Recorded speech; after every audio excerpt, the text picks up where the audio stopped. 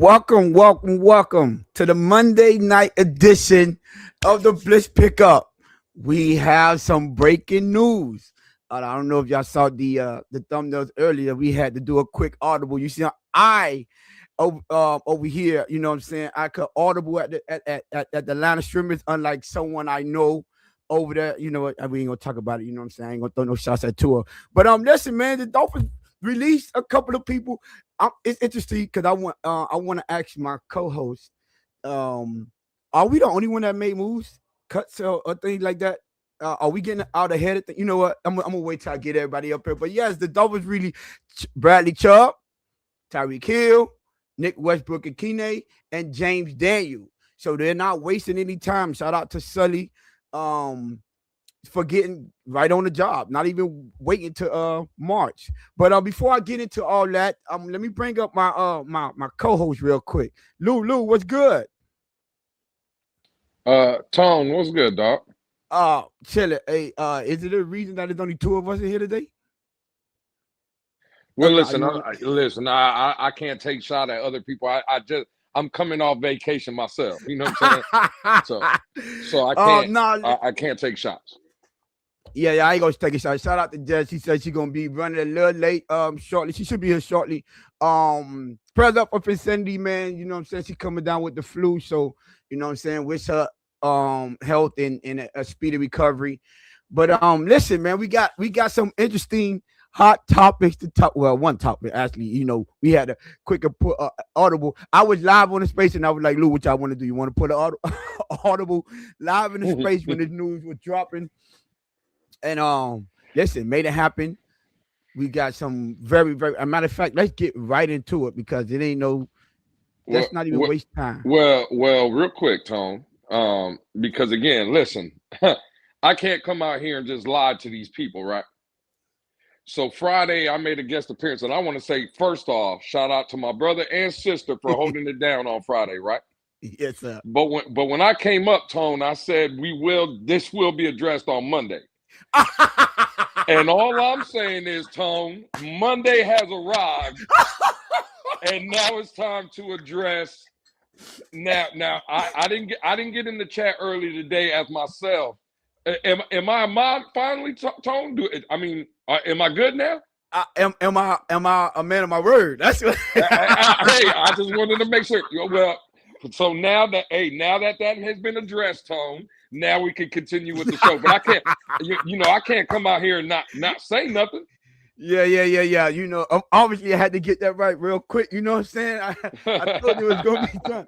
Have you given up on Tua yet? Gameboy 305, March for Arch. Oh, Gameboy 305 said March for Arch. Wait a minute, y'all. Listen, man. Shout out to y'all in the building. G2 was here early. When Tua get cut, I'm burning the jersey. Wow. I mean, you paid for it, my brother. Mike Best say I made it. I made it early for once. Michael K. Shout out to Michael K. Back in the building. Who is Tuna going to throw the ball to now? We don't care because hopefully he's not throwing the ball over here for the Miami Dolphins. Big Toe. What they say? Big old. I guess that's how you said it now. I don't know. We say we cooked, amigos. Gameboy 305 said, "Can we audible an Alex appearance?" Oh Lord, Nene in the building. Yeah, Nene. I don't think he's over to it yet. I think he's trying to cope real quick. Von Joe say, "Yo, what's good, gentlemen? Ladies and gentlemen, Von Joe, you got to talk to us on the stage and the chat. You get what I'm saying? Mr. Billy Bassey, Sully a dog. Oh, somebody ain't gonna like that, Billy. I'm just saying, someone up here is not gonna like that statement. That's all I'm gonna say. Oh, Sonny smacking Lewis up. Oh, he must know you ain't gonna like that. No. And you know what? I need you to leave that comment right up. No, put that right back up and leave it there. So when we get into the show, leave that right there. And I believe Tony Lou, what's up? Mr. Billy Bassett say, what's up? Yeah, Billy. Hey, listen, man. But listen, Lou, okay, man. Let's get right into it. Tyreek, Chubb. Well, I mean, unless you want to address the comment first. well, you know what, Tone? No, ask your question because my answer will be to address this comment as well. I'll throw this comment in with the question you were about to ask. I got you, my good brother. And then they say, hello, Tony Lewis. Great spaces. They can't stay long. Early classes. I will watch the replay. Appreciate you, Nene. Bro, want to see you in the building. And Delusional Patriot fan, I see you got up in here. Everything must go. Fight yourself. Facts. Well, Lou, Tyreek and Chubb released, along with, amongst others, I believe Nick Westbrook and Keenan was released, and James Daniel. But we already know the two highlighted ones are Tyreek and Chubb. And, you know, they move very swift. They move very, very swift. Didn't waste no time, at least with those. So, your thoughts already. And listen, it's 28 of y'all in the building already. Make sure y'all hit the like button. It might go down today. I'm telling y'all right now. It might go down. So you make sure I hit that like so y'all can sit back and relax the show. If it's your first time, please subscribe and help the channel grow. But, Lou, by all means, go ahead and proceed, my brother. What's your thoughts on Tyreek and Chubb being released? I appreciate that, Tone. Now, salute to my man Billy Batson, right? That's my guy, right? So salute. No disrespect. You're a damn idiot. You are a damn fool like all these other damn fools out here. Let me tell you something right now. Sully ain't smacking me. He's bamboozling and fleecing. What's that word? What's that new word we learned, Tone, in the Twitter? Farce. Space? Oh, it's a farce. That's what it is. Look at this comment. Sully smacking Lewis up. Why? Because he released people that me, Tone, and a bunch of other people told y'all were getting released while Chris Greer and Mike McDaniel were here. You know what, Tone? You know what pisses me off? It's people like Billy Batson, and I'll shout out to my guy. And again, Billy Batson's my guy. I'll give you another guy, my man Kelvin, that walked his happy ass in the Twitter space today. Tone. Shout out to Kelvin. My good brother. That's my traveling partner. Shout out to my guy, Kelvin, too. You know what, Kelvin? You a damn fool, too. You a damn idiot, too. Let me explain why, Tone. That man walked into the Twitter space and said, and I quote, I'm so happy right now. Why? Because they did move. Hey, Tone, for the past month and a half, who have we been talking about getting released? Bradley Chubb, Tyreek Hill. Let's stop right there. Let's stop right there. So now they start doing it, and everybody is like, oh, my God, look at the Dolphins. Look at my general manager. Have you lost your damn mind? Let me explain to you right now. If Tony was the general manager, you know what he was doing? Cutting Bradley Chubb and Tyreek Hill.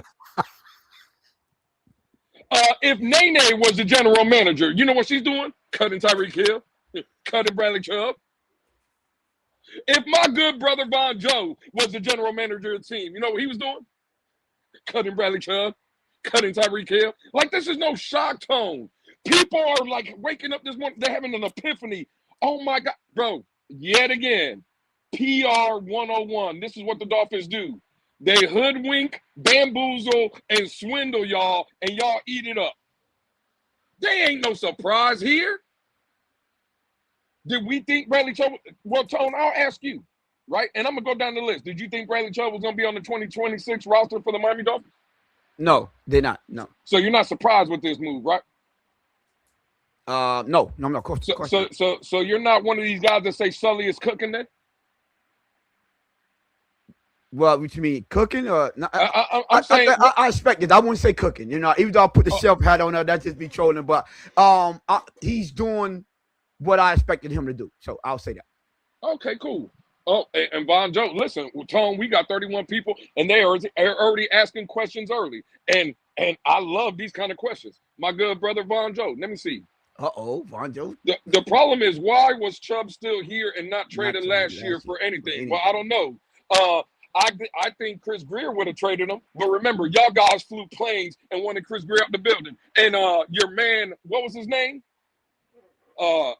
Champ Kelly, Mr. What can you do for me on Sundays? He didn't pull the trigger. That's why he's still here.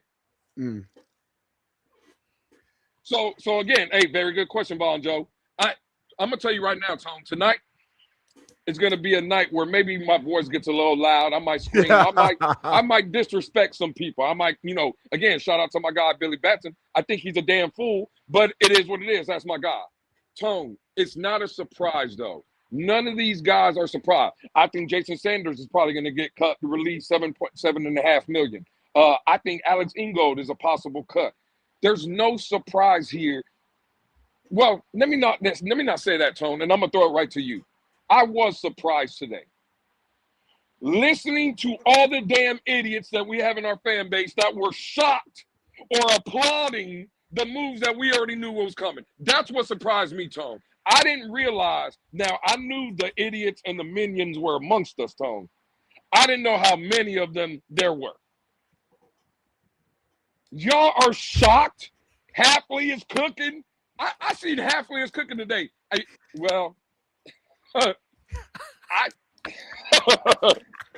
Tone, I can't even get the words out. Y'all, when y'all fall in love with people, it's crazy, right? But yeah, my opening thoughts, Tone, there's no shocker here. At the end of the day, listen, these are moves that some of us were even talking before the season even ended last year that these moves were coming. No one believed Tyreek was going to play off $51 million cap hit. No one believed Bradley Chubb was going to be here. Westbrook-Akine, what did he catch? 8 passes all season? Like, okay, cool. See you later. Jim Daniels played, 2 snaps, 3 snaps? Like, bro, there's no surprise here, man. Like, it is what it is. So listen. Oh, y'all gonna hold on. Oh, shucks. Y'all gonna say he cooking when we got, I meant to say when we get a 5th for Tua? Woo! How you cooking with no ingredients? Listen, I will say this. A 5th for Tua. Hey, if he get a 5th for Tua, he most definitely cooking. If that man gets a 5th for Tua, build a statue outside of Hard Rock Stadium. All right, let's see. So I believe, okay, so I can answer this in a couple of different ways. The first way I want to answer this by saying, as a fan base, as a fan of this team, I'm not shocked at how this fan base reacted. Because unfortunately, Lou, you know how you say we have selective memory and revisionist history. Guess what? How often have us as Dolphin fans saw something that was just common sense and the Miami Dolphins didn't do it?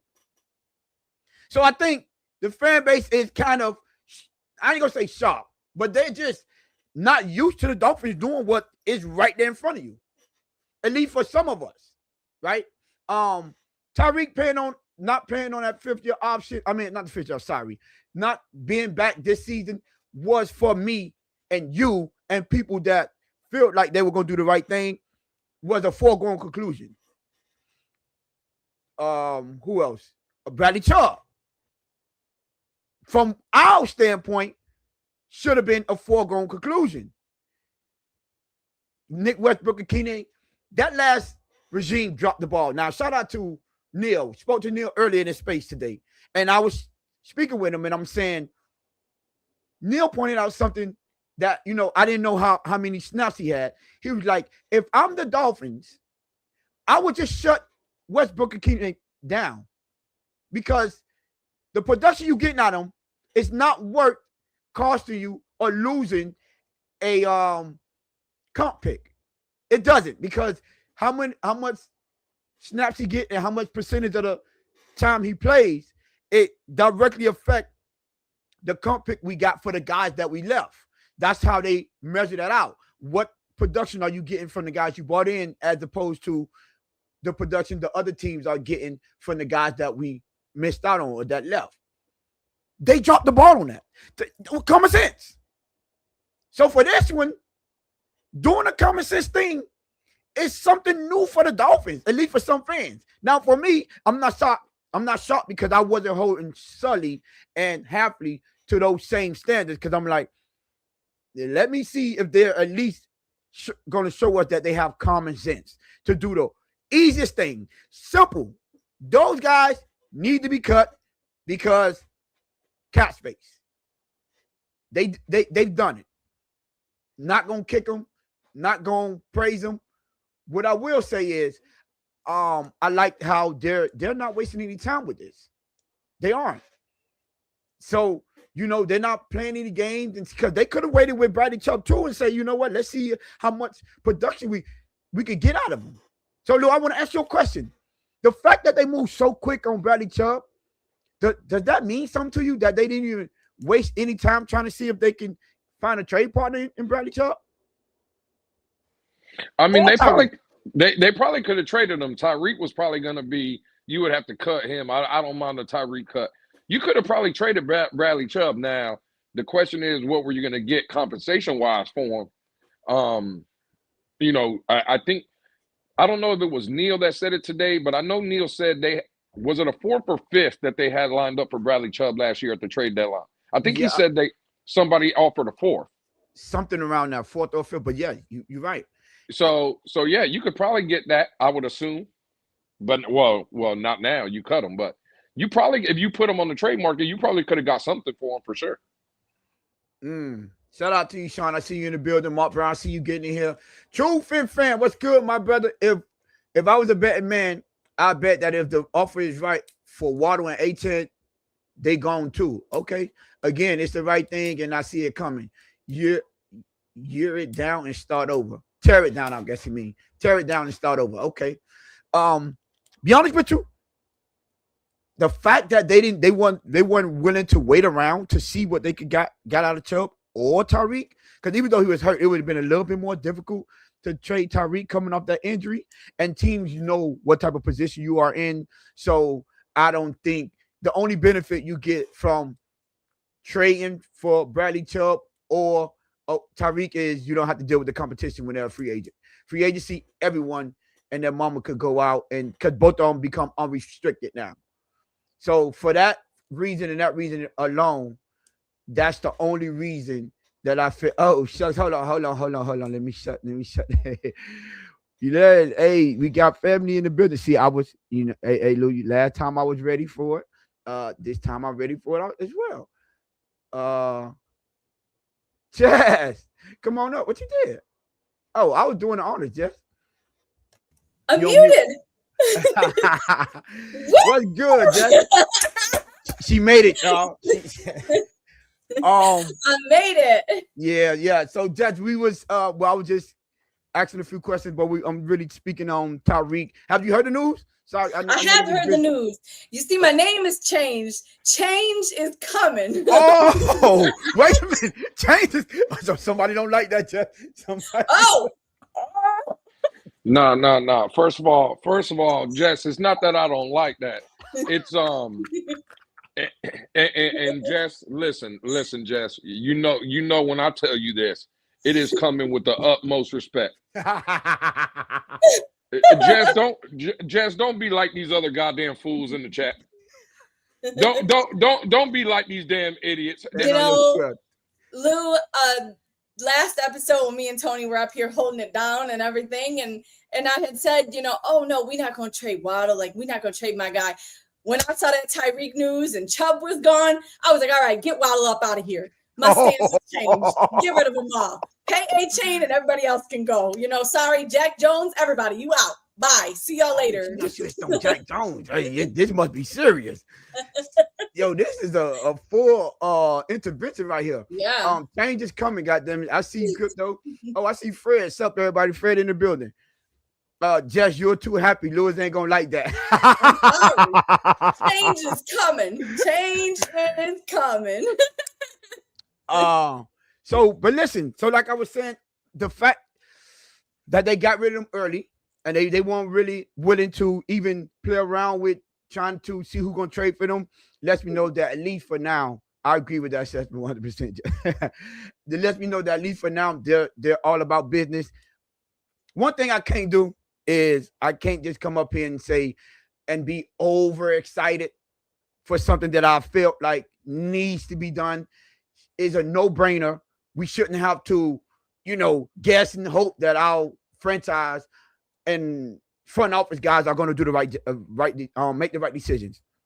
At least they're doing that. They doing the simple things. So I'm not going to kill them for that. But what I would say, and I'm shout out to Jess made it here, so I can ask Lou and Jess,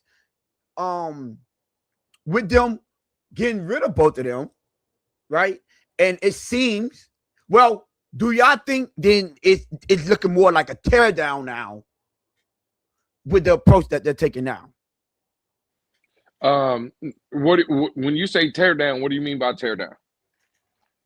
As far as Waddle, H-Hand, everything must go. Fire sale type.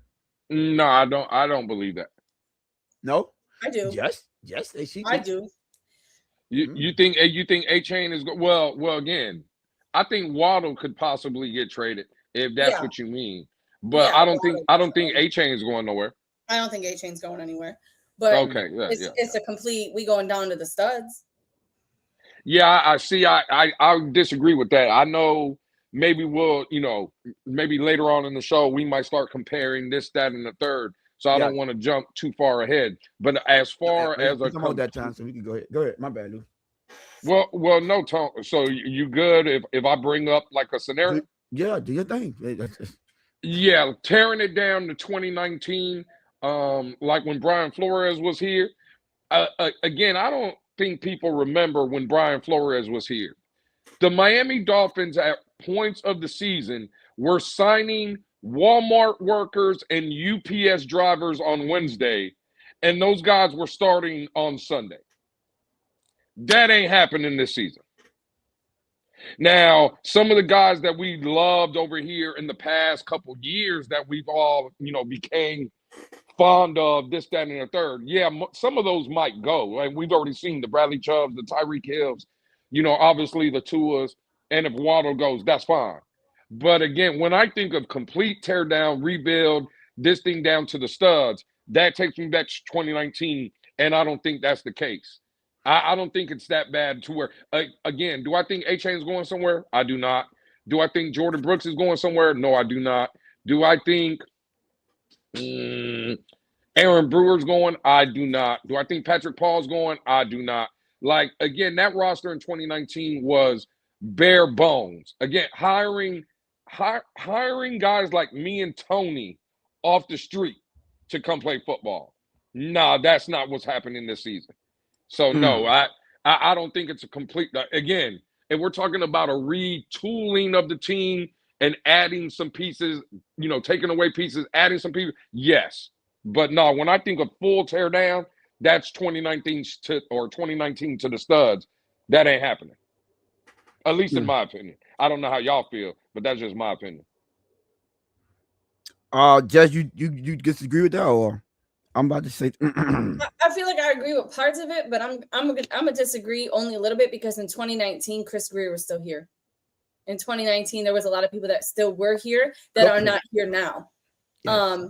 And the only reason I don't want to say I'm for a full teardown, but the only reason I'm for going back down completely 2019 rebuild is only because of all these new people in the building. And I want to make sure that this is built the right way. You could build off of pieces that are already there, but that was because it was a different regime. Now getting rid of everybody, restarting with a whole new people, like a whole new group of people, group of management team, group of whomever. We need to do this right. Mm-hmm. Yep. So Jess, let me ask you this: you getting rid of A-Chain now? No. Okay. No. All right. So okay. All right. No. Say less. I'm keeping A-Chain. So Lou, I'm glad you brought that because that was a smooth transition. You know what I'm saying? I didn't even have to, ask you the question because we dominating this. You said you brought up the Brian Flores and you said the complete teardown. So let me do some. I did some, obviously, your boy, did some homework and I did some comparing to see where Brian Flores, Mike McDaniel, and now where I think Sully and Hafley are going to start at. And you know what? I think it's going to be more. It's going to be eerily similar to the Brian Flores regime, and not Mike. We're saying it's not going to be nowhere near Mike McDaniel. So I went to look Brian Flores. So the thing what I noticed? Brian Flores that year in 2019, that's the year that they got rid of Lermy Tunsil. Got all them picks for Lermy Tunsil. Mm-hmm. That was that year. So outside of trading for Lermy Tunsil, Brian Flores went from now Tannehill with the quarterback under Adam Gates. Brian Flores bought in Ryan Fitzpatrick. Gone. Frank Gore was out, he was on his last leg, but he was the starting running back here. Got rid of him. Bought in Kalen Ballard. You remember, came from Patriots, bought in Kalen Ballard. I believe that was the year they traded for Josh Rosen as well, correct? Did we trade for him in 2019 or yeah, it had to be 2019. No, that was under Adam Gase. Josh Rosen was under Adam Gase. Let me double check. Let me double check before. Let me check real quick. Rosen. Here we go. That was 2019. So yeah, I thought it was a 2019. Yep, 2019. Yep. So bought in Josh Rosen. So that's a good one. 2019. Shout out. So yeah. So that was the quarterback. They changed their quarterback, changed their running back, 2 wide receivers, Danny Amendola and Kenny Stills. Remember, Kenny Stills went with that Laremy Tunsil trade. Mm-hmm. And brought in Allen Hurns and Preston. They drafted Preston Williams. Now, with that being said, pretty much after that, the full team was there. He brought in one more dude. Who he brought? Landon Roberts. He also brought in Landon Roberts. Sorry, I forgot about Landon Roberts at linebacker. And yep, that's it. Well, Landon Roberts be the starter. Pretty much the rest of the team was there. Didn't they bring in some offensive linemen though? Wasn't that guy Flowers come in under Brian Flores? No, he was there the year before too. So 2018, yeah. So his difference was because I think Flowers had got injured or something. If I'm not mistaken, I think he had got injured. And he did. Now, they did. Guess what he did, though? He drafted Michael Dieter that year. Mm-hmm. You know, his first pick. First pick was Christian Wilkins. Brought in Christian Wilkins, Michael Dieter, Van Ginkel, drafted Isaiah Prince, and 2 running backs, Shannon Carter, Michael Chandler, and Myles Gaskin. That was the 2019 draft? All those was in 2019. And mind you, none of that draft capital came from Laremy Tunsil. That was what we already had because Laremy Tunsil and Kenny Stills, all their capital came from. It was in 2020. In 2020 and 2021. Mm-hmm. So that's where he started off. Mike McDaniel, and then you already know the next year, that was pretty much it. They brought in Byron Jones for him. He had X. X was already on the team. They brought in Calvin Noy. Calvin Noy was the year before. Yeah. I didn't know that. Who? I thought he came in 2019 too. He came in 2018. Who did? Calvin Noy. I thought Calvin Noy came with Brian Flores.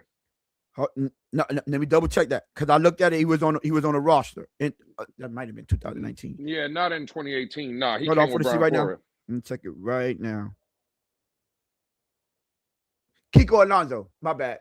I mixed him up with Kiko Alonso. Yeah, Kiko Alonso was here. Yeah, he got rid of Kiko Alonso and brought in Cowboy Noy. So, for the amount of people that he missed, so what we looking at? Let's say 11 players max that he had to get rid of.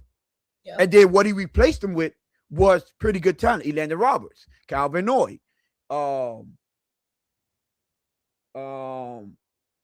else? Oh, then he drafted Christian Wilkins and all the people that he brought in. Andrew Van Ginkel, what he replaced it with. You get what I'm saying? So let's switch and go to Mike McDaniel. What's the difference between Mike McDaniel? Mike McDaniel came in, already had 2 at quarterback. So he didn't have to change his quarterback. So they already had a 5th round at quarterback. Had Myles Gaskin, went and brought in Raheem Mostert. They brought in Raheem Mostert for him. Had Devontae Parker. Didn't they bring in Chase Chase Edmonds. Yep. Chase Edmonds was the first one they brought in. But remember, Chase Edmonds wasn't really, right. Yeah, but Chase Edmonds. Devontae Parker, switched him out. Tyreek Hill. Water was already here. Liam Eichenberg was the starting starting tackle for Brian Flores. They brought in T-Stead. Michael Dieter was the starting center for Brian Flores. They brought in Connor Williams. And then we already know mid-season they added Bradley Chubb to that roster. That's what Mike McDaniel started with. No, he walked into a made ready job for sure. Absolutely. Right? Mhm. So now let's go to what Halfley and Sully is going to have to deal with now. Tua, gone. Tyreek Hill, gone. Waddle might be gone, but we're going to leave Waddle to the side. Starting right guard, James Daniel, gone. Who else? Who else is we going to get rid of? Probably Bradley Chubb, gone. Austin Jackson's probably gone. Mika Fitzpatrick, gone. Austin Jackson, gone. Entire secondary, gone. Brian Flores, nor Mike McDaniel had to deal with that. And then on top of that, both of them came in where they was able to spend immediately. Immediately, both of them was able to spend. Halfley and Sully, they're not in that position. They immediately handcuffed with what they could spend. So my initial thoughts was, I'm going to look at him as Brian Flores, blah, blah, blah, blah. But I think this might be a little bit worse than Brian Flores. No. Hold on. Yes, because you were saying bringing people up that's because people got injured. I don't care. I don't care what it is. He didn't start off like that. Well, again, see, no. What I'm not going to allow y'all to do is have this soft landing stuff that I can already see. The truth is not soft landing. Well, again, who's y'all? Give me the 2 All Pros that Brian Flores had on his team, because Jeff Happy got 2 All Pros. Brian Flores, what the week year one? He had Xavier Howard. No, in 2019. Oh, Xavier Howard. Okay, there's one. And was he an All Pro in 2019? No, he became an All Pro in 2019. Yeah, he became an All Pro under that Brian season. Flores. He played All Pro. That season is when he became All Pro. Okay, under Brian Flores. He didn't walk in. Brian Flores didn't walk into the job, though, and already have 2 All Pros on his team. Okay, Jeff Happy is. Okay, that's it. And what else? What else he got after that? A-Chain. Ain't he Mr. Untouchable to you? No, okay, cool. Again, so now there's 3, right? Mr. Patrick Paul, ain't you say you can't trade Patrick Paul, right? No, okay. Okay, there's 4. There's 4. That's 4 more than Brian Flores had. Well, I'm sorry, 4, you said, and we can keep going. No. See, now Brian Flores walked in with Let Me Tell You. They decided to trade him. Again, cool. Did he have him when the season started? Well, let's see what they have for the season started. He walked in with that was their decision, though. Don't blame. I don't know. I don't know whose decision it was. Don't bring Sully and Halfley for Chris Greer's and Brian Flores' decisions. We're not blaming them for that. I'm not blaming them for that. They made that choice. I'm talking about the guys that are going to be on this roster. I'm not talking about blame or nothing. Okay, but they was in the building. I'm sorry. That's the decisions that they made. And if you want to, let me go to his. Hold on. If you want to do that, I got you. So he had Xavier Howard and Eric Rowe. Wasn't Eric Rowe a Pro Bowler coming in here? I said All Pros. I ain't talking about no Pro Bowl. Okay, well, I'm talking about what he was working with from the beginning when he got in here. He had enough, and now you want to take away from what's his name?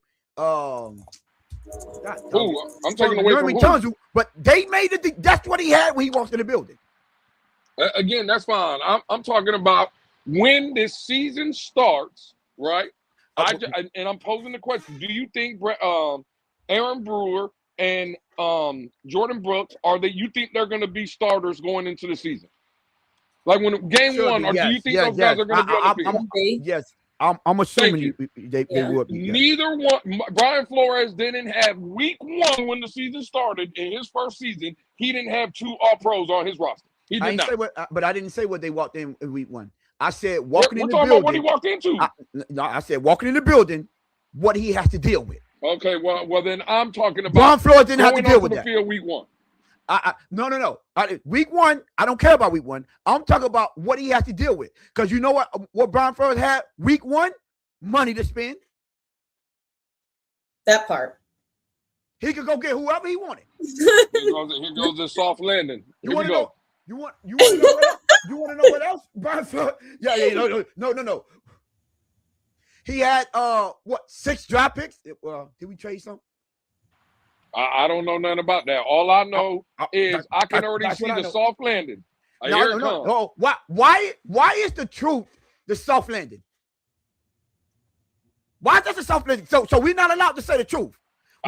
Again, you talking about when he walked in the building. I'm talking about Tone. Let's go. Okay. He made these Jeff Hafley, right, and John Eric Sullivan had a Jess. Watch how I do this, right? Uh-huh. They had a bad first day walking into the building, so Tone can win that argument. Week 1 has now. Week 1 is here. Who had a better team? Who's going to have a better team on week 1 of their respective 2019 Brian Flores or 2026 Jeff Hafley?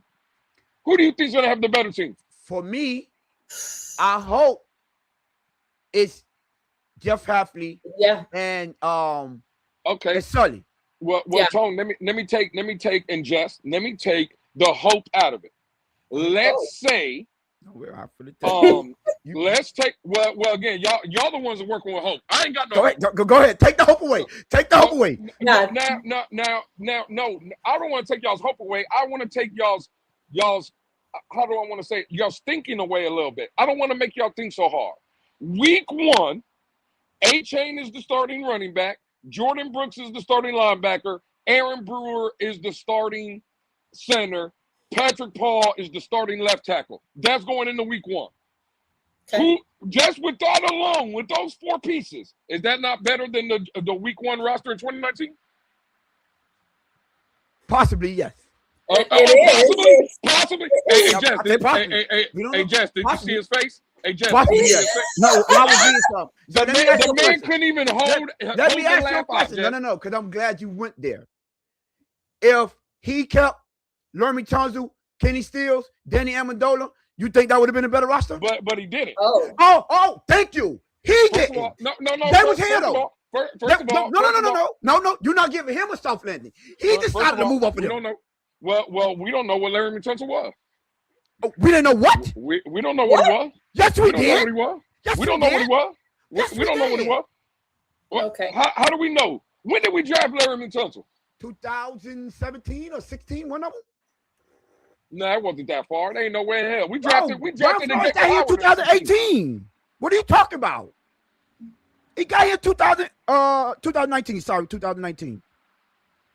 He got here 2019. Let me see. When did he get drafted? 2016. 2016. 2016. We knew what he was. Remember, because the first year he played guard was good. Then they moved him out to tackle. Let me ask you this. Do y'all know if this is correct? So 5 Minutes of Fury or whatever says in 2020 is the year Flores had all that money and picks, not 2019, if I'm not mistaken. He said, no. He had the picks. Yes, because when they traded for Lermy Tunsil and when they traded Lermy Tunsil and Kenny Stills, that's when he got the picks in 2020, 2019. I mean 2020, 21 and beyond. Yes, but he traded Lermy Tunsil for that. Would you say Laramie Tunsil and Patrick Paul are comparable? No, Lermy Tunsil is light years above him. Okay, so light years. Okay, so 1 for Brian Flores. Now, who was the other 2 that you mentioned? Kenny Stills and who? Danny Amendola. Okay, all right. Well, let me just stop right there. Devontae Parker. Okay, now there's 3. Jess. Jess, I just wanted to say that 2019 and 2020, we both had 14 selections, but carry on. Okay, but we had hey, Jess, is Devontae Parker and Kenny Stills together better than Jalen Waddle? Yeah. Wait, hold on. You talk about now or when he had? I'm biased because I wait. No. You talking about now or when we had him? This man put it on for the show right now. Look at him. He about to put on for the show. Because last time I checked, didn't Devontae Parker have 1,300 yards? Ooh. You know what? You No, know what? no. What? No. You know what? Never mind. Don't play. You want to play this game with me? No, what? We talking about production now. You talking about now or when we had them? Because well, you know what? You know what? You were absolutely right. That was that year he got 1,300 yards. In 2019, give me the player that was better than Devon A-Chain. On the roster now, we ain't have one on that roster. Yeah, not in 2019. Okay, well there you go. Wait. What we talking about? Hold on. Y'all gonna compare Myles Gaskin? Are you gonna compare Myles Gaskin to Devon A-Chain? Hold on, no. See, you said player. When he walked in the building, he had a player that was better than Devon A-Chain and Laremy Tunsil. But he decided to get rid of him. Say less. So don't you talk about soft landings. That's why I wanted to do the research. No, you had that in the building. You decided to move off of them. So let me get this right. Laremy Tunsil was better than Devon A-Chain, and we traded him for three. Hey, Jess. First of all, no, he parental. We listen. Anybody can be parental. Well, again, I don't know about parental all pros. What I'm saying is, Halfley got 2 all pro. There's no parental for the 2 all pros that he's working with. He just got them. Now, Jess, you know what's crazy? Tone is sitting here telling everybody, right, that Patrick Paul or that Laremy Tunsil is better than Devon A-Chain. We traded him for 3 first-round picks. Now, ain't this the same Tone that said A-Chain was Mr. Untouchable? We can't trade him. No. So how could we? I never said that. No, don't allow me now. Don't lie to get the point across. Never said. Okay. Never said we couldn't trade him. I said we not trading them for what you want to do. That's a big difference. Okay. Remember, you try to get them away for peanuts. I say no. The value has to be. I said trade them. I said if you trade them, you can see what's out there. Y'all didn't even want to have the conversation. Yes, we did. All right. Yes, we did. Because you remember when you threw out that 2 second rounds in the third? I said no. I said bring it home. No. Bring him home. When I said if he could get you the Christian McCaffrey package, people told me that wasn't enough. But no, you talking to me now. See, don't you people. I didn't say that. I said bring that here. Bring that on. Yes. Hey, Jess, you know what's crazy? Now he says I'm talking to him, right? Now he says I'm talking. Now, Jess, when I brought that up though, and all them people were trying to jump me, and the key word, right? Try, because a lot of people try. They don't succeed. They try. You know who was quiet as a church mouse, Jess? Tone didn't say a word when them people were trying to jump me, right? But now all of a sudden he was willing to have the stop. Listen, Tone. I let people know that my people know how to fight for themselves. You know what? Say that. That's diabolical. You ask for help? What you ask for help? What you would say? You need help with something? I'm just trying to figure out. Then let me know. Tag me in anytime you need, my brother. I got you. But no. You know what? You know what, Tom? God damn it! I like the way you do business. Hey, Jess. Hey, that's a good cleanup, Jess. Jess, how am I supposed to debate that, Jess? I know. I know. Hey, the boy good. Hey, Jess, the boy good now. He good. He is. Hey, but listen, can we at least agree on this? Jess, Lou, neither one of them came in with nowhere near what Mike McDaniel came in with. Oh, that is a fact. That's Absolutely, I agree with that. Yeah. Like that was I was like when I went to do it, I'm like, wait a minute. We get so we get confused with 2023 and 2022 because we remember that 2023 because how well they was doing. Yep. Right? But we forget he had that roster from day one. From day one, he had that roster. And let me kill some narratives right here. Game Boy 305, my nemesis. Close your ears, my good brother. Close your ears. 2022. We started off 8-3. 8-3. New Jess, do y'all want to remind me where we finished that year? Oh, record wise? 9-8. Yep. So you mean to tell me 11 games into the season? 11. you had 6 more games to go, and you won 1 more game. Now I know a lot of people gonna say, and Lou know because I said this earlier, but Tua got injured. That was the concussion year. Bullshit. He did get injured, but I know. but when he came back, y'all remember he came back. Pittsburgh, yeah, he came back. Boom, balled out. Won what? 2 or 3 games in a row. Y'all do know we lost 4 straight with Tua before he got injured. That Green Bay game, we lost 4 straight games with Tua at quarterback. So that means they only played 2 without him. So miss me with the Tua was injured. And no, we lost 4 straight with him. And then 2023, which was the 11-6 year, that was we was in a similar situation. Then we started that one off 8-3 too. No, 2023, we were 9-3. 9-3. Okay. 9-3. 9-3. That's 12 games. So you got 5 left. We finished the season 11-6. We won 2 out of the last 5. So you lost 3 out of the last 5. Yeah. So you mean to tell me that's 2 years in a row under that? So let's not. But Mike McDaniel started off with that. Now I think, and this is, I'm not gonna bash Mike McDaniel. I think his biggest flaw is putting trusting Tua behind that line of scrimmage. Trusting Tua. Now y'all know me and Lou disagree with because he feel like Mike McDaniel should have had another opportunity. Was working on his way to being a great coach. I'm under the impression that it was still up in the air for me. But if you're getting rid of your GM, Mike McDaniel had to go too.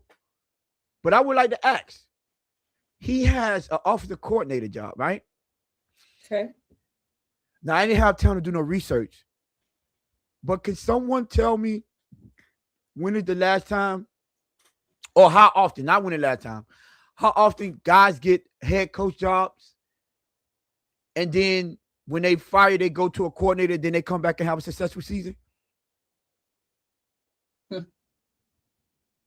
that often happen? Because I was thinking about Andy Reid. I'm like, he couldn't get over the hump because Donovan McNabb, them over there. Donovan McNabb couldn't get him over the hump. But when he left there, he went straight into a head coaching job.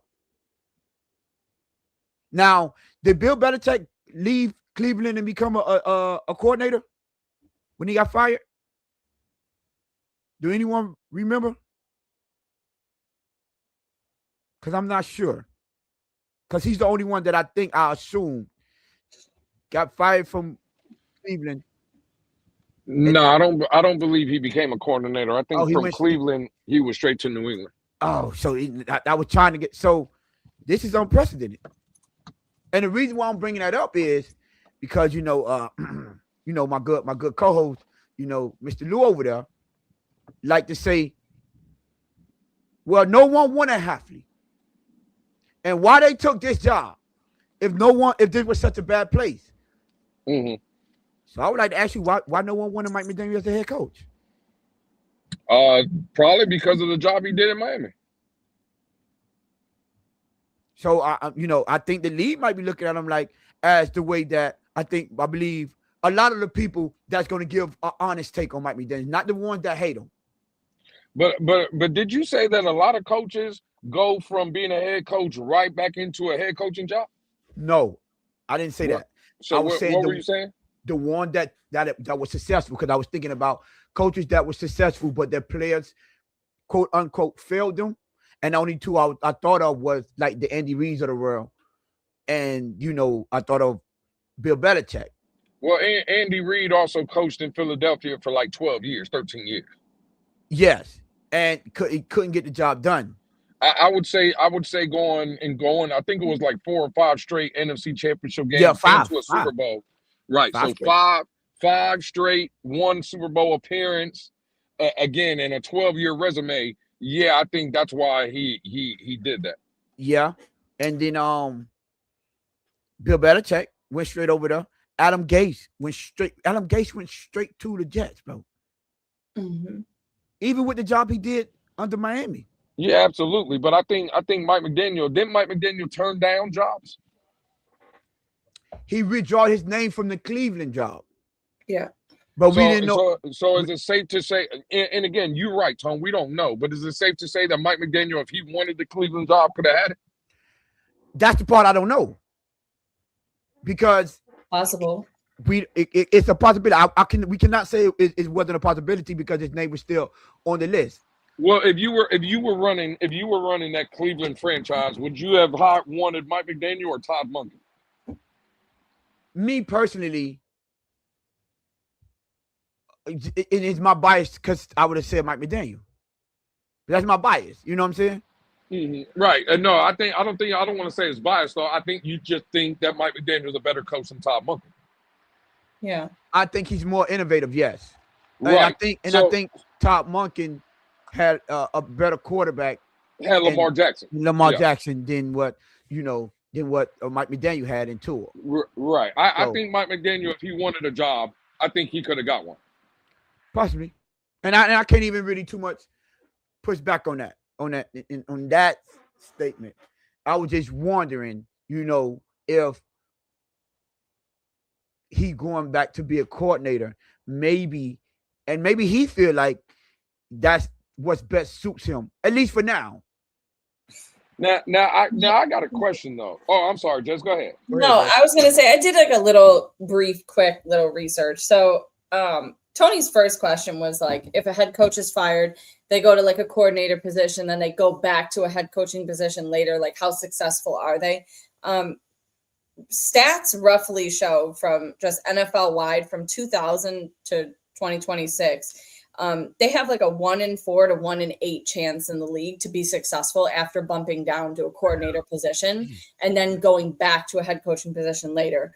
But it is a higher percentage getting more into like the 35-40% range, where it's more common for a head coach to not jump into another head coaching position because they want to build their credibility again. So you guys just mentioned how Mike McDaniel kind of pulled himself from that Browns job. That would make the most sense. If he went over there and failed, his credibility would be completely shot on 2 different teams, right, in 2 different areas. So that would make sense. I'm not mad at him for doing anything like that, but okay. Go ahead. Yeah. I would definitely, and Jess, I definitely agree with that. Look, she doing stats because she know Mike McDaniel's a nerd, and that's all that. Analytics. Here we go. Analytics. Mike McDaniel is a numbers guy. Listen, I thought Jess, don't let Tone do that to you. I thought you were spot on with that assessment. Analytics. Tone just trying to hate and make it seem like Mike McDaniel couldn't get a job. Yeah, you see, look at my best friend came up in the chat quick. Not bestie cooking, my nemesis Tony on the fly. And that's a fact. He kind of agreed with me. The numbers agreed with me with the lack of success. So he was kind of smart with like, let me not go over there and get cooked. But go ahead, Lou. Well, again, just because we were talking about Mike McDaniel, and I'm kind of interested, I see Mike McDaniel was a first-time head coach when we hired him, right? He had never been a head coach before. Yep, I had a question about that too. Now, Tone, it's crazy. A first-time head coach, never coached a day in his life. Now, we already talked about and again, I'm not taking that away. He walked into third base. They gave him T-Stad. They gave him Connor Williams. They gave him Tyreek Hill. They gave him all kind of stuff. Now, I just want to know, Tone, a first-time head coach, you told me in 2022, his first season, he was 8-3. Mm-hmm. They won 1 game after that. You call that coaching? You put that more on coaching, or do you put that on the players? So for me, I put it more on a little bit of both. Now, I put the blunt of it on the lack of execution for the players. I don't know if it's a mental block. I don't know if it's just, it got to be mental or something, because And it's not just this regime. And it wasn't just this team. But some reason, Miami Dolphins coach teams after the Don Shula, toward the end of the Don Shula era and on, matter of fact, it started with the Dan Marino era. Absolutely. Mm-hmm. They just tend to fall off towards the tail end of the season. In the later ends of the season. The colder weather games. Okay, cool. That's how I think that have a lot to do with players. And you brought up the following season, his second season as a head coach. He was 9-3. Yeah. So I seen the stat earlier. December 11th, 2023, against Tennessee, mind you, a 27-13 lead in the fourth quarter, mind you, in that game. 9-3. Tone, Jess, maybe y'all can help me out. And I won't ask anybody in the chat because I know those are minions, and I'm already talking to the leader up here. I don't need to talk to 42 other minions, right? So how do you start off your NFL career, never being a coach, winning, but then later on, as you get more experience, you start losing?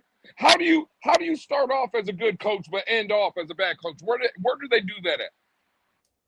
Well, I would say this, and this is my argument that I've always had against Mike McDaniel. Mm-hmm. Head coaching is more than just drawing up plays. Yep. Head coaching is more than just having a great offense. Head coaching is also understanding the mindset of your players, keeping your players focused and disciplined. Oh. And those players, they seem to lose focus and discipline toward the end and more of the cold weather games. And for me, you would have to identify that and say, if y'all can't get the job done, then I'll get some players that do. Now again, I just got a quick question to that because I agree with a lot of that. Did Don Shula lose discipline? No. I wanted to comment on that discipline thing too. That he Tony did mentioned discipline. Was Mike McDaniel as soft as he was when he came over here to how he is now? Because he was the same way. He started off like that. He's everybody. He was the players coach. What now again, I just want to know, and Jess, I'm kind of picking up what you're saying. Why was Mike McDaniel hired here to be the head coach of the Miami Dolphins? I'm glad you asked because I heard you ask this earlier. Mike McDaniel came over here to be the head coach of the Miami Dolphins.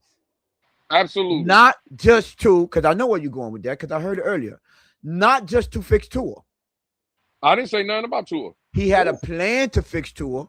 He had a plan to change his offense. But he was brought over here to be the head coach. 1,000%. I'm with you. He was brought here to be the head coach. I hear you. He was brought in to be the head coach of the Miami Dolphins. I didn't mention Tua. You mentioned Tua. But now let's stay on Tua since you mentioned it. Let me ask you this, Tom. If Mike McDaniel said he didn't want to work with Tua, do you believe Mike McDaniel would have been the head coach of the Miami Dolphins? Possibly yes. Because they waited for him. Okay. I'm going to say the reason they waited for him, and again, this is just my opinion, because they knew that he was going to say yes, he would work with Tua. Yeah. Because I think all those other coaches that came in here that, again, before they even interviewed Mike McDaniel, what is y'all's thoughts of what those coaches were saying about working with Tua? They probably didn't feel like they could win with him. No. So they didn't get the job. So now that we established, they only hired the guy, right? To Tony, because again, I agree with Tony is right with what he said. He got hired to be the head coach of Miami, but he was also hired to do. Now, again, there's two sides to every story. When I hear this player coach thing and how soft he was and the culture that he established, again, I agree with all of that. What I disagree is holding that man's feet to the fire, because we were coming off, and a lot of the people that are in our chat now were the same ones saying, this new age of player, you can't talk to people like that. You can't be the tough-minded, strict, remember the Brian Flores days? TNT, takes no talent. Everybody didn't want that. You know what they wanted? They wanted Mike McDaniel. I agree with Tone. He was hired to be the head coach of the Miami Dolphins. You know what he also was hired to do? Be a babysitter for the Miami Dolphins. No, I don't think so. Yes, he was. He was brought in. He was brought in here, right, to let the players, right, run the asylum. That's what he was brought in here to do. No, I disagree. Okay, all right. That's what who you're else, when Mike McDaniel was hired, who were some of the other people, as a refresher, who were some of the other people that were being interviewed? Like, were they all former, like, Brian Daboll? Brian Daboll was one. Remember, Brian Daboll chose Daniel Jones over Tua. Yeah. And the crazy thing about Brian Daboll, Jess, I don't know if you know this. Brian Daboll was Tua's offensive coordinator at Alabama. Alabama, yeah. He knew Tua.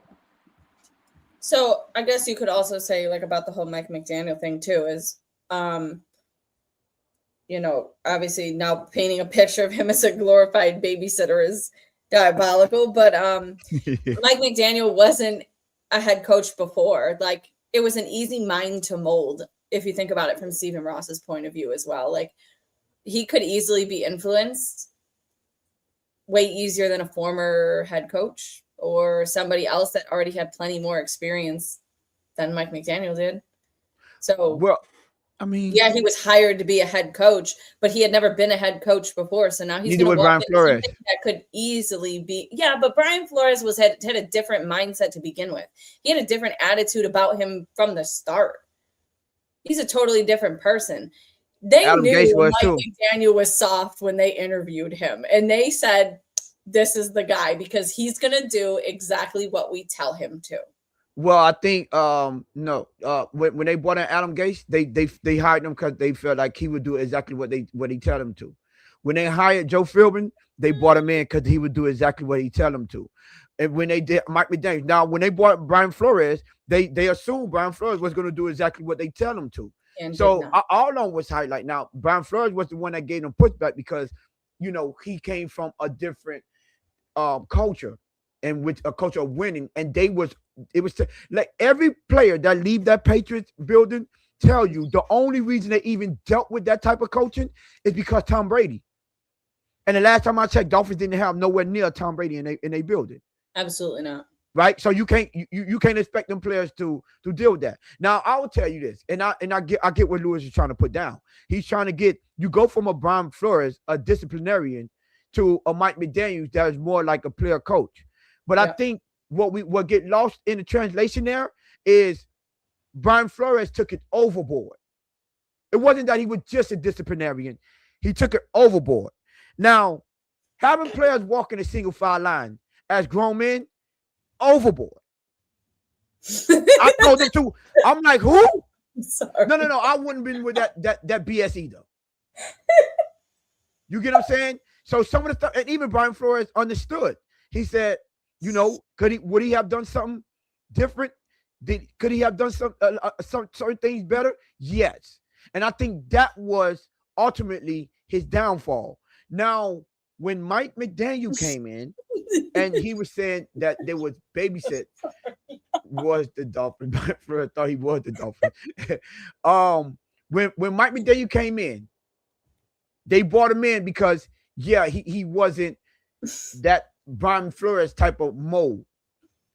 But when Mike McDaniel also came in and he had his success, well, the beginning of the season success, and he made the playoff twice.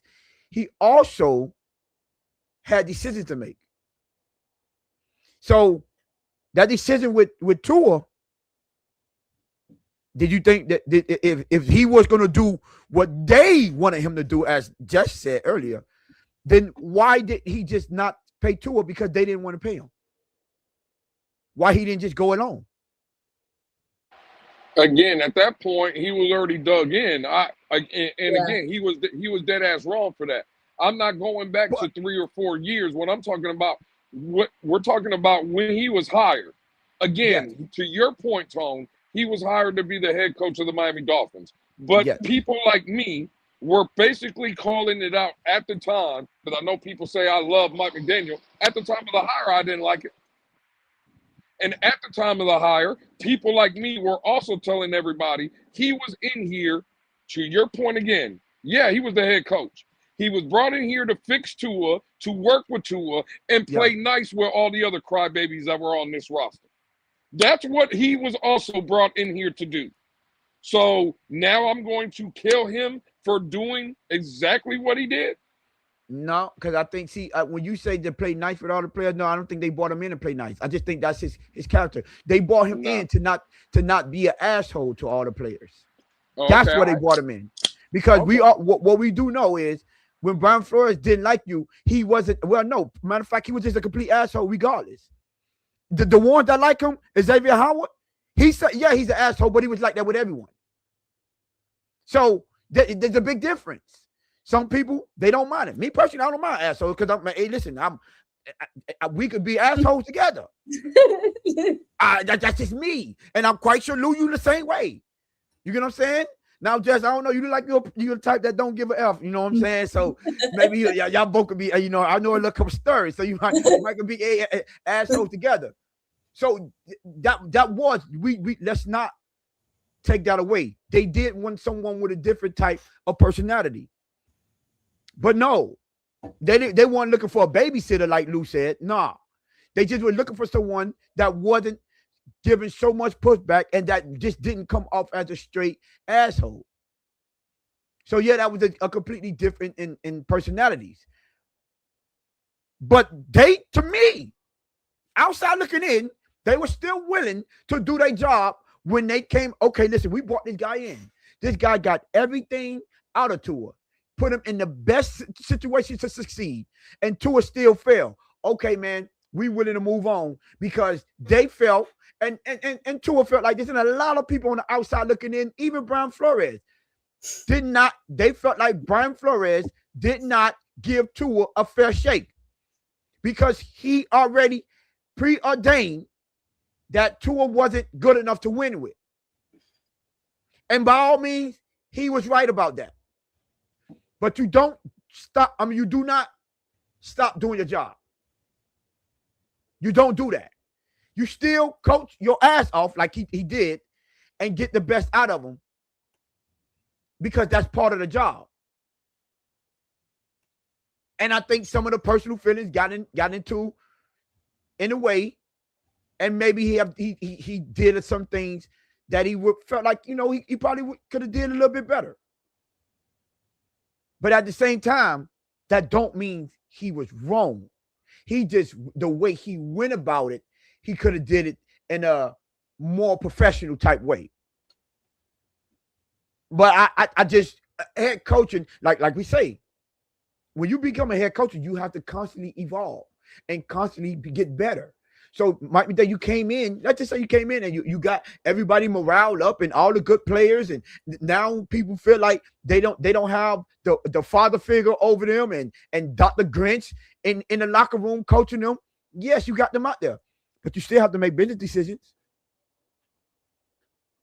And I see the guys that hired him, even though they brought him in, say, listen, we got a 5th round draft pick that we gave up for Tua, and we invested in this guy. And you say you got a plan to fix him? Who wouldn't take that? Over everyone else that say, no, I can't win with him. You mean someone can say my 5th round pick and prove that we weren't wrong with drafting him at 5? Of course I'm bringing him in. That makes a lot of sense, except for the Miami Dolphins. Because before Mike McDaniel got in here, the Miami Dolphins were already trying to look off of Tua Tagovailoa. When? They were already trying to. What do you mean when? When Stephen Ross paid 18 of the 21 women for Deshaun Watson? Ugh. Oh, you talk about Well, I'm talking about what you're saying. A team wouldn't look for a head coach that would be willing to take their 5th overall pick. Well, and again, Tone, that makes a lot of sense, except from the Miami Dolphins. No, because the Miami Dolphins. Hear what you said. That didn't make sense. What you just said. What do you mean? You said they was willing to move off of Tua, but they didn't. Yeah. He was still in the building. They failed at that. And so you had a guy that came in that said, I can right. fix that problem. Okay, true. Well, who do you think Mike McDaniel came in there and said that he could fix Tua, or it was a predetermined notion that's what he had to say to get the job that ultimately all of us would want to be a head coach in the league? I think he went in with the smartest game plan out of any person, because if I'm going in to do a job and going in to do an interview for that position, guess what? I know you're going to tell them what they want. The number one problem over there, 1,000%. and the most important thing is Tua Tagovailoa. We invested a 5th round in here, and there's nothing for the foreseeable future. There is no way to move off this guy. So the only way to come in here and be successful, I have to get the best out of him. I have to get the best out of him. Guess what? Let me go see what I got. Was he wrong? No, he wasn't wrong. He knew exactly what Tua needed to succeed. Tua failed. Hold on to the ball too long. Eventually, them concussions got to him, and he folded down the stretch. But Mike McDaniel had a plan, and his plan worked out so well that them people trusted him. Say, if he could do that with this guy, I'm willing to give you a shot. This is the evolution of coaching, and then you being able to mature. Yeah. All right, you did that. Now go get your guy. And that's the level of coaching where it's like, you have to be like, all right, cool. I did what I had to do too. I did everything I can for you. Now it's time to move in. Move on. Sorry. Nothing personal, just business. And I think that eventually was Mike McDaniel's downfall. What I'm saying is, Tone, again, going back to what was Mike McDaniel supposed to do? I'm not blaming Mike McDaniel for saying, I got 700 plays for Tua, this, that, and the third. Yeah, what I'm asking you is, do you think the organization had a predetermined notion that the next head coach they were looking for had to make that thing with Tua work? Yes, of course. Yeah. That's absolutely. And this is what I'm saying. What to me, that move was already ass backwards, because I forgot. I brought up one scenario where they already tried to move off of Tua before Mike McDaniel got here in the Deshaun Watson. They also tried to move off of Tua for Tom Brady. Yes. So why an organization and an owner that had already tried not once but twice to move off of that 5th round or 5th overall pick? Why would you force, after you were unsuccessful on doing that twice? Why would your conversation even lead to, for any of those other coaches coming in? Why would the conversation or it be predetermined that, hey, to get this job, I got to work with Tua, when the organization was already trying to move off of him? Not at that moment when they fired Brian Flores. Okay, so they tried to move off on him twice. They got rid of one man. That's where all this, to me, it just seems like it's flawed. Because, again, this is where I want people to kind of walk with me in this scenario. I know it's cute. It's a little troll that we have. Well, Mike McDaniel's the only one in that building that wanted to get Tua paid. I don't believe that. I go with the running joke. But I don't believe that. But that's you can't dispute that, though. Well, again, you just said, right, that because they got rid of Brian Flores, right? They got rid of Brian Flores. Now the organization was back on Tua. So you want me to believe that Brian Flores was the only one that wanted to get rid of Tua? In that entire front office. Brian Flores was the only one that wanted to get rid of him, and no, but the owners Mike McDaniel was the only one that wanted to get him paid. For the most part, yes. Now I don't know what the most part is. What's because the most part? Because Mike McDaniel is the one that we know for a fact that Tua said it, and he said Stephen Ross told him, and Chris Greer, all of them told him. Yes, it was because Mike McDaniel went to bat for you. They didn't say Chris Greer went to bat for you. They didn't say Garfinkel went to bat for you. They didn't say Brendan Shure went to bat for you. They didn't say Stephen Ross went to bat. They said because Mike McDaniel went to bat for you. And Tua came out and admitted it. So that's what they said, right? To Tua? Why would they say anything? Why would they not say not only because don't you? Okay, let's just use common sense here. Which one do you think makes a guy feel more welcome? Not only Mike McDaniel, but also Chris Greer, Brandon Shaw. They all went to bat for you, so we all want you here. Don't you think if that was the case, that's you gonna tell them all of them, not just only one person? So yeah, I'm just saying that makes way more sense. So I Jess is the story coming out. Tua said with it out his own mouth, "Hey, it is what it is." And from the outside looking in, it seems like it he was the main component. Now, if you want to add Chris Greer in there, because those only two people got fired. Yeah. Brandon Shaw did. Tom Garfield did. Yeah. Again, I don't know if I believe all that. I'm sorry. For me, I don't know if I believe. I think the reason Brandon Shaw and Tom Garfield didn't get fired is because they're the right-hand man for the owner. So, okay, cool. I've been telling y'all for years they were going to find a scapegoat, and the scapegoat at that time was Brian Flores, and then the next two scapegoats were Chris Greer and Mike McDaniel, and it's always the next scapegoat. Okay, cool. That's all you're telling me. But I'm sorry, I don't believe that Brian Flores was the only one that wanted to get off the Tua. And I'm sorry, I don't believe that Mike McDaniel was the only one that wanted to get Tua paid. I don't think that works. Why do you think Brian Flores was the only one to get off a Tua? I don't think he was. I don't think he was the only one. What do you mean like that, though? Well, again, Tone, do you think that Brian Flores was trying to get rid? Now, again, Brian Flores was the only one trying to get rid of Tua, right? That's what they want you to believe. No. Huh? What you mean? What you said? What you mean? No. Okay, when you say that's okay, you don't think Brian Flores was the only one? Yeah, I don't. We already know the owners and them was trying to go get Deshaun Watson and trying to go get Tom Brady, so that is already established. Okay, so then how can he be the only one if that's already established? That's why I thought I said no to that.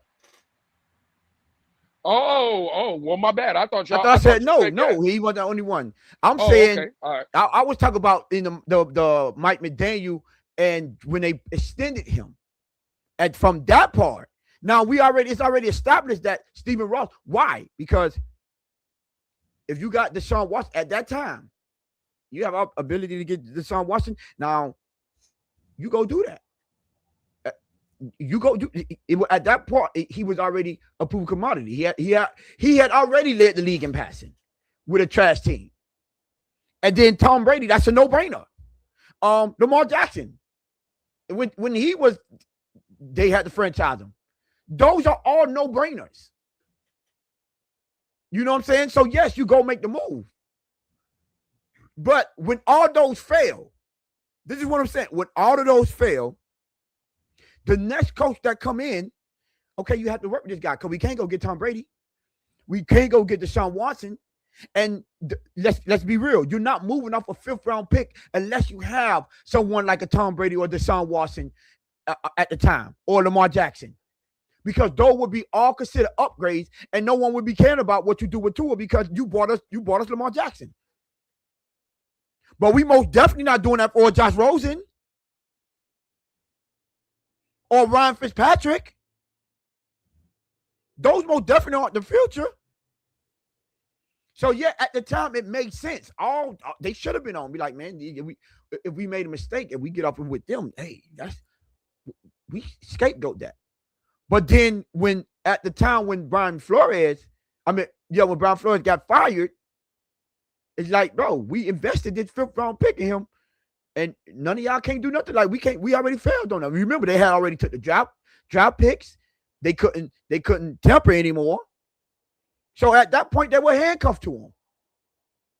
So of course I'm gonna bring in a guy that says, "Oh, I can make that work. That problem you got, that making y'all look bad, I can fix that problem. Yep, I can solve that problem for you." Man, yeah, I just disagree. I mean, I get it. I would do it. Like I would do it because you tried multiple times. It failed. Listen, somebody come save us from our failures. We failed with drafting Tua. We failed with bringing in Deshaun Watson. We failed with bringing in Tom Brady. We failed with bringing in Lamar Jackson. Yeah, again, like I said, that where it loses me in translation. You tried to move off of Tua for Deshaun Watson. You tried to move off of Tua for Tom Brady and Sean Payton. But then you all of a sudden you got rid of someone and your mind flip switched and was like, oh, now we've already tried. We weren't successful. But the next guy I'm going to bring in, I'm going to force that guy to work with Tua. That don't make sense to me. I'm sorry. So that don't make sense at all. So you are not under the impression that the next guy had to work with Tua? No.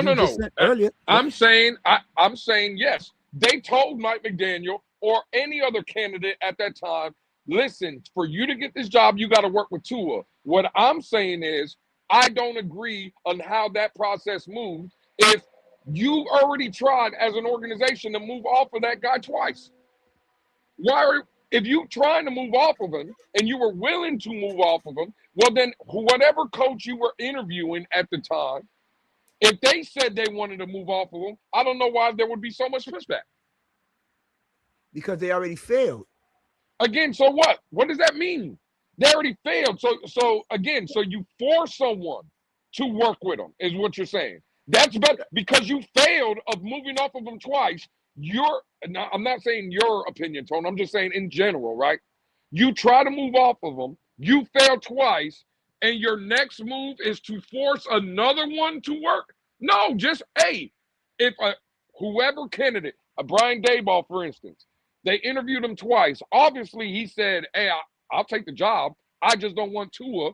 Why didn't you just hire Brian Daboll and let him get off of Tua then? Like you were.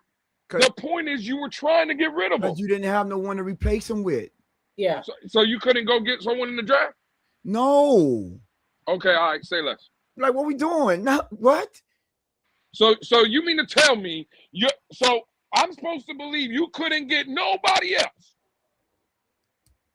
Is that what you're trying to tell me? That you couldn't find nobody else? Not to justify moving off a 5th overall pick, no.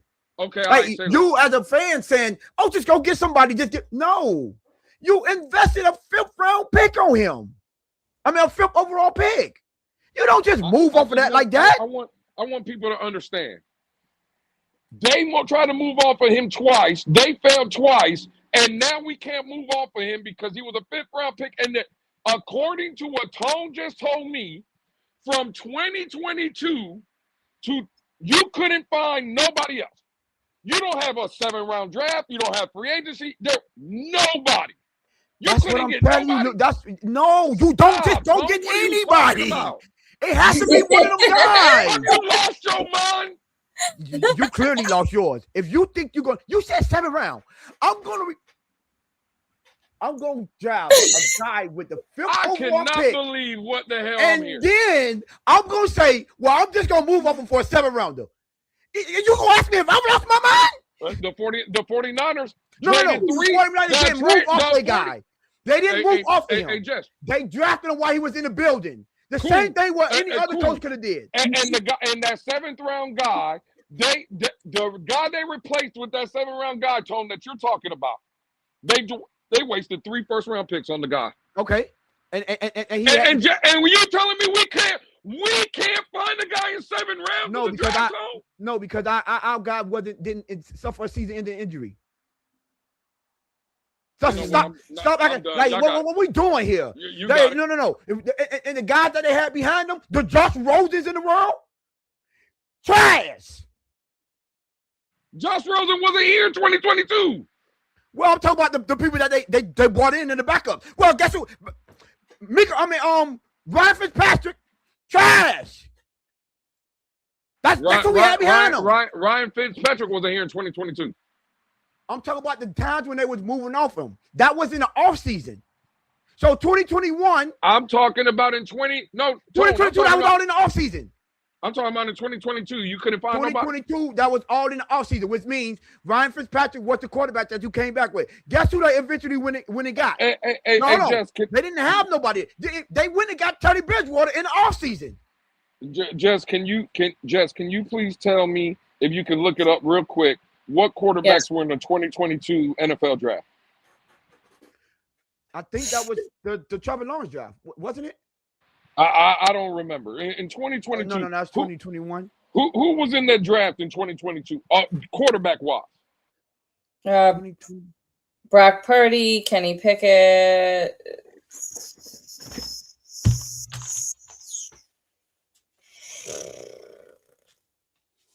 A bunch of nobody. That wasn't Kenny Pickett draft.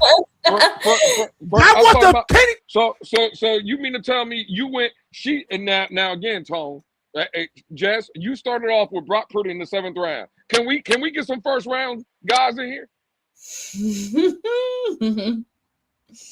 I know we ain't starting off with Brock Purdy in 2022. It's a bad QB class. It was terrible. That was do you remember that draft? That quarterback draft? So you could have got anybody. Well, let me ask you this: who was available in free agency in 2022?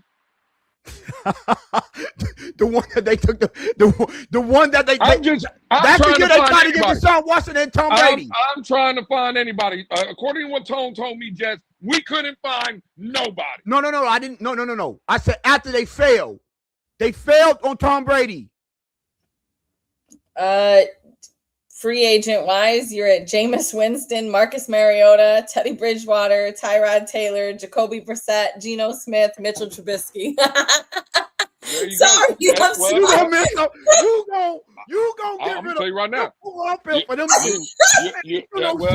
Well, again, I watch Mitchell Trubisky light the defense up. Did we not watch Mitchell Trubisky? Hey, Jess, he asked me, have I lost my guy? Have you lost your goddamn mind? I'm saying you could have found pick for that. You could have found anybody. It don't matter. A dude that just hold on, mind you, a dude that just went 10-6. What does that mean? Well, 9-8. I'm sorry, you went 9-8. What does that mean? That means you don't just move off of him for anyone. Matter of fact. You want to talk about we didn't have nobody, we couldn't have found nobody. Jess, I'll stay with the last guy or the first guy you mentioned. We could have had Brock Purdy in 2022. They drafted Skylar Thompson. Well, again, I'm not talking about who they drafted. I'm saying we could have had Brock Purdy. We couldn't have nobody. Let me get this right. You was going to get rid of Tua for a 7th round draft pick. Well, you didn't have to get him in the 7th. You didn't have to get him in the 7th. Let's remember. You're talking about after the draft pick. The culture was decided before the draft. So okay. Mitchell Trubisky. I'd have moved off of Tua for Mitchell Trubisky. All right, now you're putting on for the show. He just put. Call it what you want right now. Call it what you want. What? Call it what you want. Call it what you want. I do. I just want you to understand. Now, Jess, they were trying to move off. They were trying to move off of. But the guy that they were trying to move off of, right, was the guy that has never had a losing season in his franchise. Boom. Tua. Man, stop. Man, stop. How about what? Again, in 2022, Tone, what Tua had showed you in those first 3 years, what was it good or was it trash? That wasn't trash. We're not doing trash. Let's stop. All right, say less. Say less. It wasn't trash. Now, was it fifth round? So from 2020 to 2022, you telling me it was good? It wasn't trash. Yes, it was. My bad, Jess. I forgot. At that time, Tony was the two-near. My bad. I forgot. No, I wasn't. I forgot. No, I wasn't. Oops. Nope. I got convinced. I got convinced. It was terrible, Tone. What are you talking about? No, it wasn't, Lewis. Are you crazy?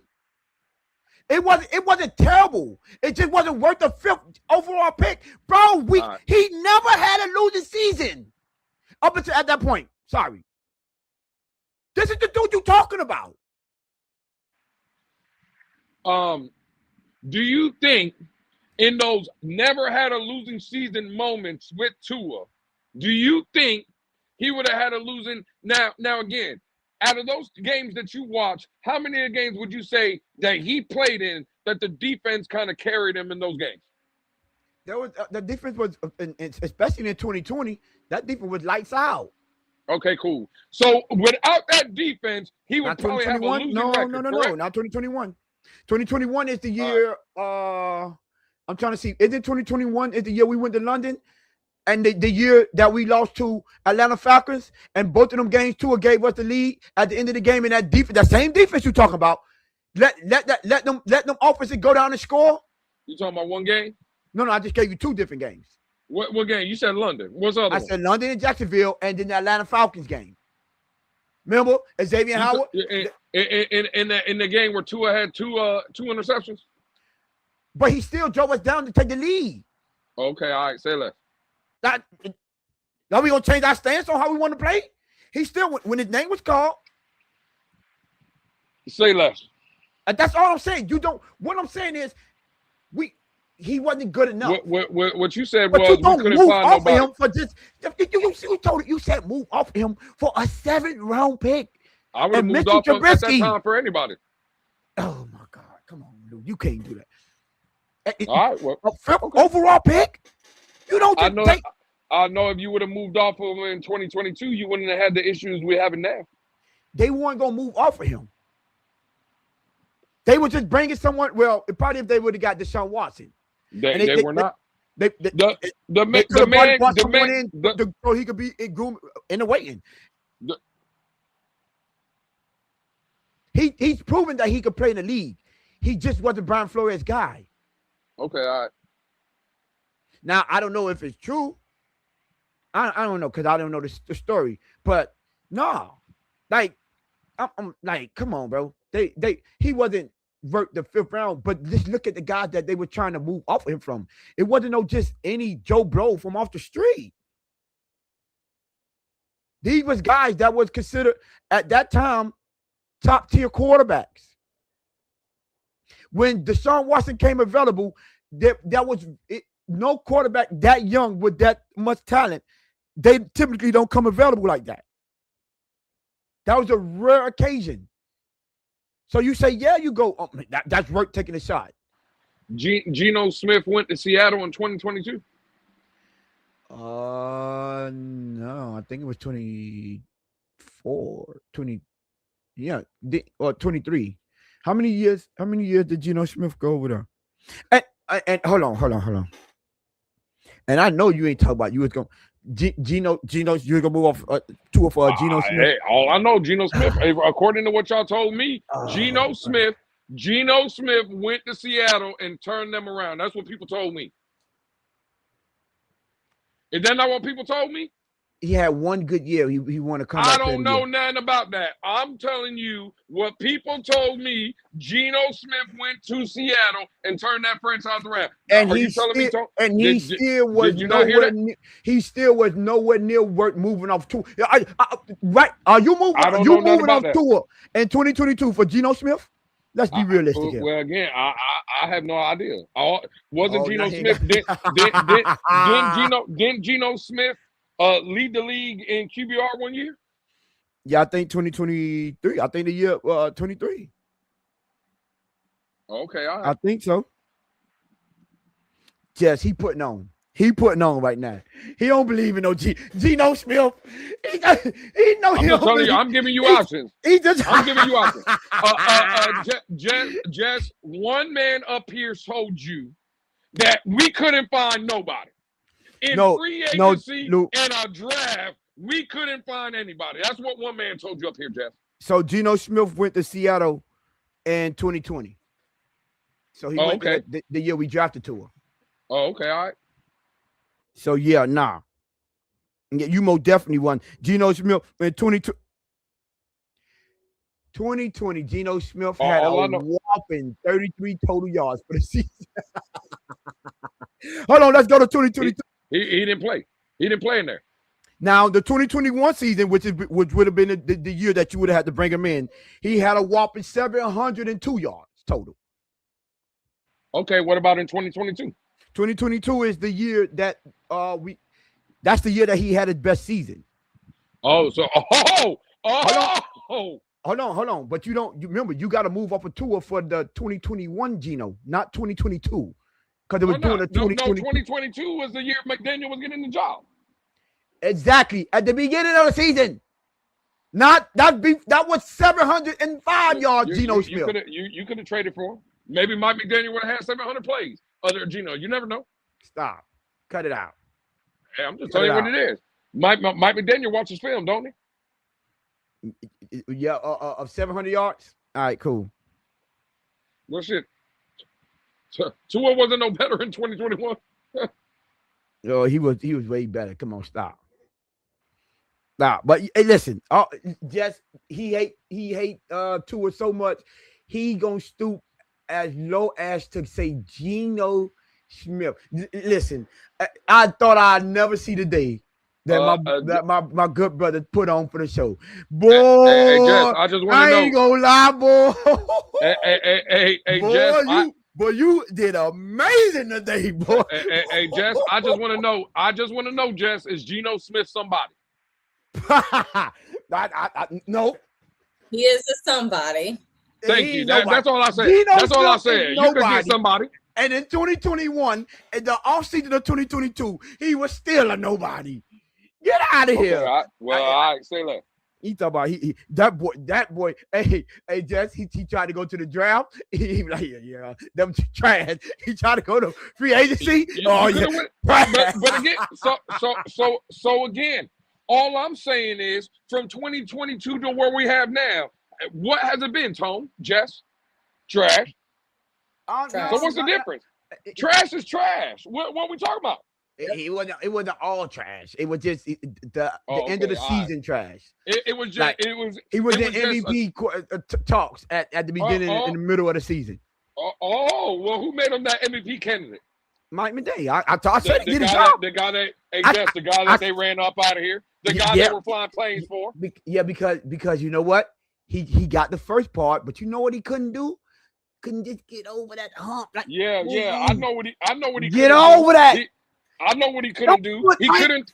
You know what? Hey, Jess, you know what Mike McDaniel couldn't do? He couldn't throw passes. He couldn't make tackles, and he couldn't do none of that stuff. That's where they failed. That's where they failed. Not in 2023. You didn't. Actually, not even 2022. Oh no! In 2022. Top 10. 2022. Okay, cool. Well, all I know in 2022 that Big Mike Fangio. McDaniel, that Dick Fangio, what? Top 10 defense. Okay, cool. That was the same Big Fangio that had a 27-13 lead, right? That same one.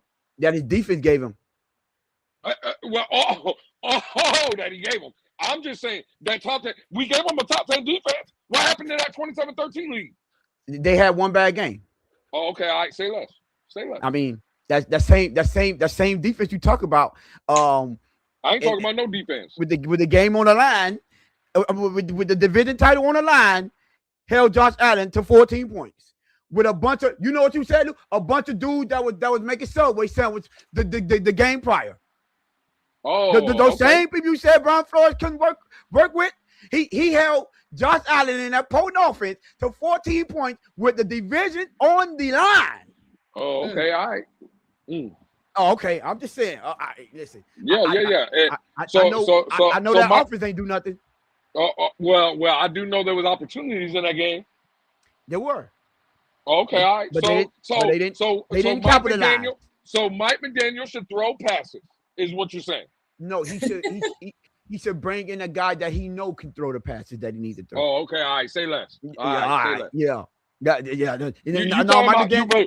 thought the organization told him Tua was their guy. I thought that's what No. He told them that he could fix Tua.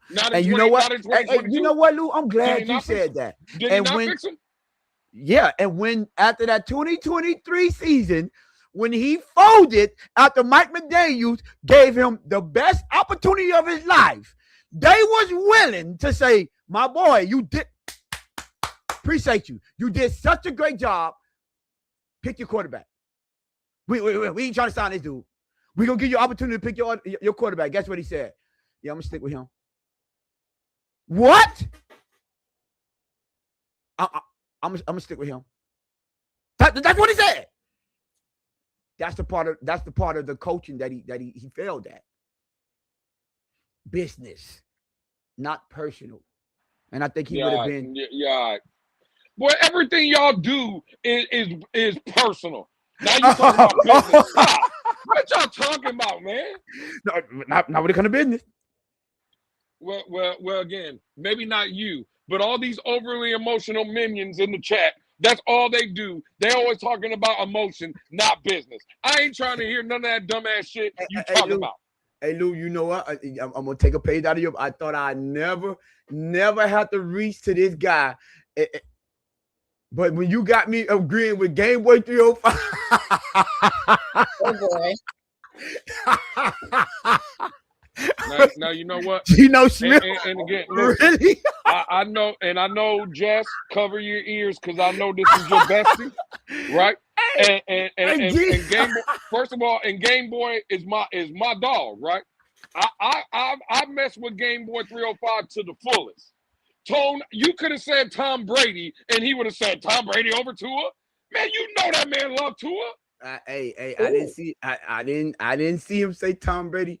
I didn't see it. Yeah, I say that. Hey, listen, man. Listen. That man said he would have took Tua over Lamar Jackson. So what we talking about? Oh, I mean, that's his prerogative. That's not the best. Oh, yeah, all right. Now it's his prerogative. All right, yeah, all right. Hey, Devin say fix Tua by adding Tyreek to the offense. Hey, fix him by any means necessary, baby. I'm a Malcolm X type dude. By any means necessary. Well, all I know to my man Devin, you know who also fixed Tyreek Hill? Mike McDaniel, because his 2 best seasons in the NFL came under Mike McDaniel. Yeah, that's a fact. With Tua throwing him the football, facts. So you can't debate the fact. But listen, it's still 31 of y'all. We was up to 50 for a minute. 31 of y'all. I mean, well, now 36 of y'all in the building. Make sure y'all hit that subscribe button, hit that like button, grow the channel. Listen, we have healthy debates like this every single episode. As you can see, this is where you get the 100% truth and objective takes. There's no one. This is not what they call it, Lou. This is not a farce. This is not, man, I'm telling you, dog. This is not a farce over here. Hey, listen, man. If y'all want to help the debates and y'all enjoy what y'all see, make sure y'all hit that subscribe button. Shout out to Jess coming in. She tried to cook me earlier. I seen what you said, Game Boy, but you see how quickly I had to shut that down. You feel me? But listen, Jess, Lou, anything before we get up out of here? No, I'm good on my end. Good for me. Well, Lou, I would like to say, for sanity, make sure you get well soon. Absolutely. And you know what to do, my brother. Get us up out of here. Hey, man, listen, this has been the Monday episode of the Blitz Pickup. We will be doing our original show for tonight on Wednesday. We'll be breaking down cornerbacks in this upcoming draft, secondary players. Let me not say cornerbacks, secondary help from the draft. Sorry, absolutely, right? Maybe throw in some free agents that might be pending as well, but that'll be Wednesday. You just listened to Monday's episode. For my brother, Tone, for my sister Jess, Finsanity, hope everybody in the chat, salute Finsanity, give her best wishes. We're all praying for you. We love you. And you know who I am. We'll see y'all Wednesday. Now, Tone, you asked me, did I have something else before we gave the breakdown of the end of the show? And I did have something. I forgot. That's my bad. And we're going to get out of here on this. I did have a message, for John Eric Sullivan and for Jeff Hafley with all the moves that they did today. I'm here to tell you right now, we don't care. Let me tell you something. We don't care. We don't care. This was going to happen. We don't care. But with that being said, y'all know what it is. Light up the chat. We'll see y'all Wednesday. Bang, bang, bang, bang. See, I was going to play Stop the Cap, but I'm just in the show like that.